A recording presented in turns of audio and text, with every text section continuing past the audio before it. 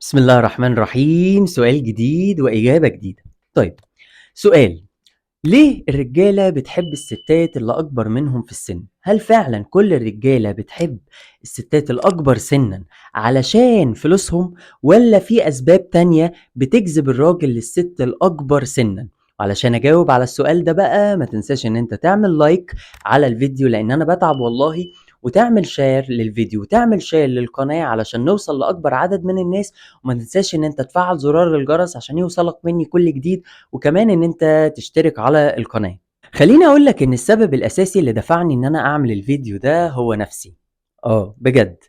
أنا باحب يعني باحب أرتبط بالناس الكبيرة أو بالستات الكبيرة الأكثر نضجًا يعني، اللي أكبر منّي سِنًا وممكن بسنين كتير.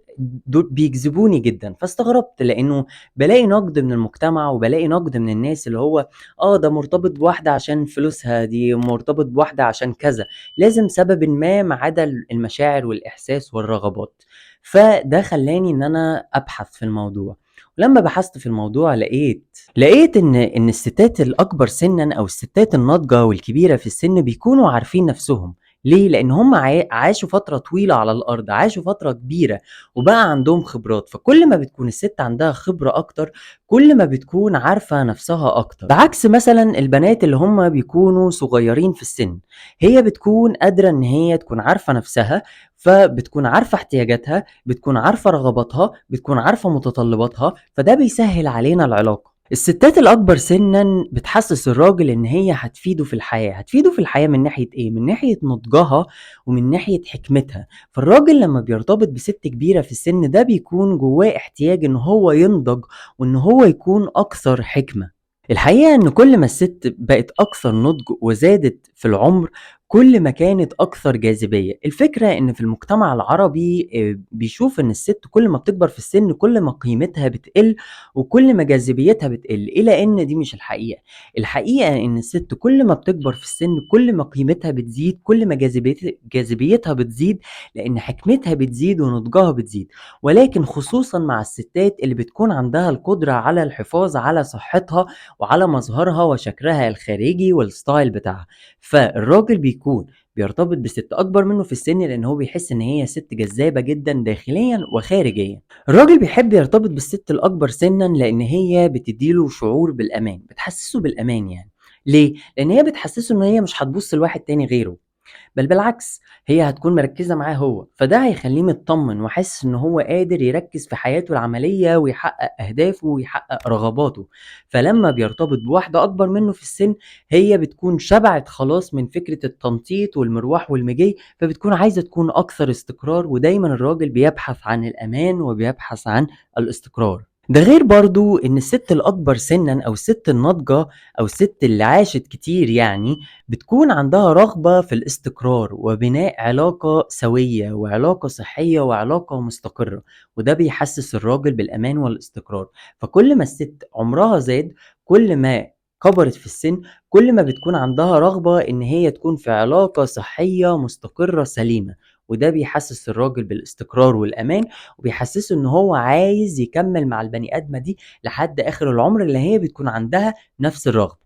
الراجل بيحس بالإنجاز لما بيرتبط أو بيدخل علاقة مع ست أكبر منه في السن أو ست ناضجة وكبيرة في السن. ليه؟ لأن هو بيحس بنفسه، بيحس بثقة بالنفس، بيحس بالاستحقاق، بيحس إن هو قادر يجذب جميع الأعمار، وده بيحسسه إن هو يعني من الآخر كده على وضعه. ف الراجل لما بيرتبط بست أكبر منه في السن وبحبة حلوين، ده بتحسسه إن هو ناضج وإن هو قادر وإن هو مسؤول، يعني بتحسسه برجولته. الراجل اللي بيحب يرتبط بالستات الأكبر سنا هم رجالة بيكونوا واثقين في نفسهم، ما عندهمش مشكلة إن هم ينفتحوا على التجارب الجديدة، ما عندهمش مشكلة إن هم يجربوا حاجة جديدة والناس كلها تبص عليه وتقول له إيه ده، إيه اللي أنت عامله في نفسك ده. ما بيركزش مع الآخرين، عنده القدرة إن هو يعمل مخاطر جديدة، عنده القدرة إن هو يكون أكثر مسؤولية وأكثر التزام. شخص بيكون واثق في نفسه. ففي مواصفات معينة في الرجالة لو تواجدت في راجل معين بيكونش عنده مشكلة إن هو يرتبط بست أكبر منه في السن.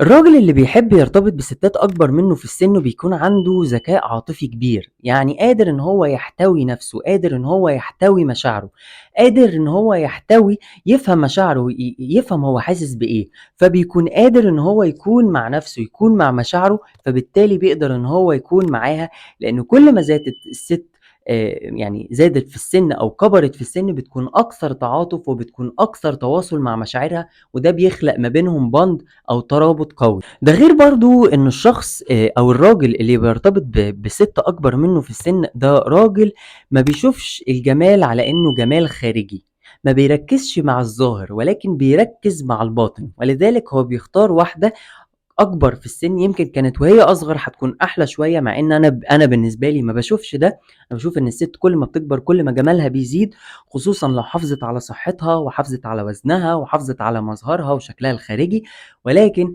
الراجل اللي بيرتبط بواحدة أكبر منه في السن هو شخص بيكون مش بيركز على الظاهر ولكن بيركز على الباطن، ولذلك مش كل الرجالة الأصغر سنًا اللي بترتبط الستات الأكبر منها بتكون مرتبطة بيهم علشان أو يعني بيكونوا مرتبطين بالستات علشان الكبيرة دي علشان يستفادوا منهم من فلوس أو مصلحة أو شغل أو علاقات أو أيًا كان، ولكن بتبقى في بجد مشاعر حقيقية وفي احتياجات داخلية حقيقية غير الكلام ده خالص. أتمنى يكون الفيديو عجبكم، لو عجبكم الفيديو ما تنسوش إن انتوا تعملوا لايك على الفيديو وتشتركوا على القناة وتفعلوا زرار الجرس عشان يوصل لكم مني كل جديد، وما تنساش إن انت تعمل شير للفيديو وتعمل شير للقناة عشان أقدر أوصل لأكبر عدد من الناس.